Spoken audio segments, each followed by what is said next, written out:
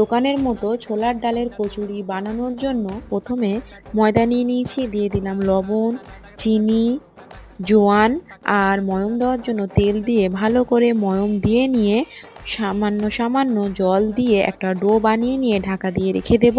পুরের জন্য ছোলার ডালটা ভিজিয়ে পেস্ট করে নিয়েছি। কড়াইয়ের মধ্যে তেল দিয়ে গোটা জিরে দিয়ে ভেজে নিয়ে বাটা ছোলার ডাল, লবণ, চিনি, হলুদ গুঁড়ো, কাশ্মীরি লঙ্কার গুঁড়ো, জিরে গুঁড়ো দিয়ে ভালো করে ছোলার ডালটা ভেজে নিতে হবে। ময়দার ডোটা আরও একটু তেল দিয়ে ভালো করে মেখে নিয়ে লেচি কেটে নিয়ে খুলির মতো করে পুর ভরে নিয়ে এক এক করে বেলে নিয়ে গরম গরম তেলে এপিঠ ওপিঠ লাল লাল করে ভেজে নিতে হবে। খেতে হবে একদম মুচমুচে দোকানের মতো। আর এরকম ছোলার ডালের পুর ভরা কচুরির সাথে যদি থাকে কাবুলি ছোলার চানা, অসাধারণ।